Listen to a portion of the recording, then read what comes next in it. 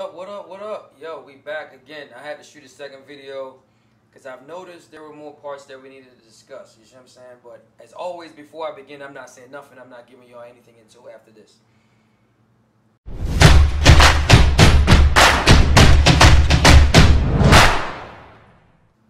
Bam, we back at it. So again, thank you always for subscribing to the channel, man. We appreciate everything that you guys are doing. Again, hit the buttons, share, like, tell your friend, tell a family member. Let's make this happen, all right? Cool. So we're going to talk about the control board a little bit. On these ranges, a lot of these new appliances that's coming out, they're dealing with a lot of technology, all right? So if you happen to have an issue with the control board, it's either shorting out because it's normal wear and tear, it burned up, or it's just malfunctioning, not working properly. If you happen to need to get it replaced, again, one of the sites that we typically use is Sears Parts Direct. And you're looking at about $130 for the control board. That's if you get the parts yourself. All right, I do have to mention that.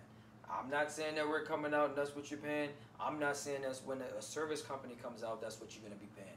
I'm just giving you an average price if you decide to get the parts yourself, and there's no taxes and there's no shipping. All right, so just you looking up the parts online, just like we're looking up the parts online, you're looking at $130 for the control board. All right, I know I mentioned before the surface elements, so I want to get back to that a little bit. You have a couple surface elements. You have the bridge, right, which is the surface element that comes with actually 3 elements. All right, so again, when we discuss the video about the features, we're going to go in depth and tell you exactly how it works, what to look for.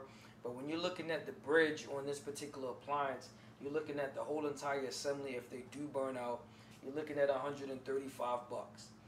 All right, so if you need that element, that's what it costs. You're talking about just a standard radiant, the triple, you're looking at $126. Also, the other element that's there, the large size element, you're looking at $123. All right, so just from a general observation as far as what's going on with these parts, they're not that expensive. So you are going to get them fixed because these elements do burn out. Again, depending on the size of the pot that you use. All right, just a little tip from me to you. If your element is at a certain size, the size pot cannot be bigger than 1 inch of the size of the element. I know you have certain people that's like making these big pots of soup and just meat. You know what I'm saying? You got to make sure you can't use that. It's too big. If it's 1 inch bigger than that element, it's too big. All right, because it's not going to cook it properly. So again, we're going to tell you some tips. I just wanted to say that while it's on my brain so I won't forget. All right, so we talked about the elements. We talked about the control. We can also talk about the switches that actually burn out as well. These are connected to your heating element. So this is what you use to turn the elements on and off. If it's dual or triple or single, you're looking at one of the switches, which is a standard switch, is about $83. Another one is $70. Another one is $54, and then the last one that does the triple, you're looking at $102. All right, so again, prices are extremely reasonable, and you can get these parts on here. All right, so that's one of the great things that I can say about this particular Samsung appliance. You're able to get the parts, and they are available, which is great. All right, so that is good there.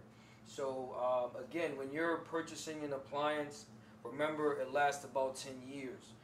You also want to factor in when it breaks down how much I'm going to pay out of pocket to repair it, because again, it does cost to repair it as well. So depending on the company that comes out, labor is at a certain rate, and a markup for the parts, depending on if they have to order it, it takes a certain time as well. All right, so we want to make sure we give you that little bit of information to add on to the other video that we gave you.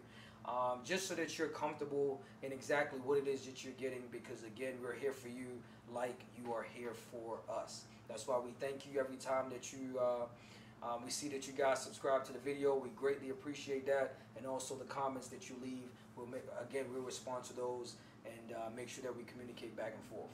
All right, so a little tidbit. What is a range? I know I've been saying that the whole time. A range is a stove.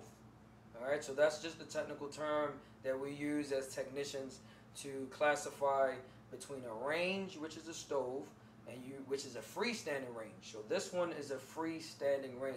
That means the clock is on the back panel. All right.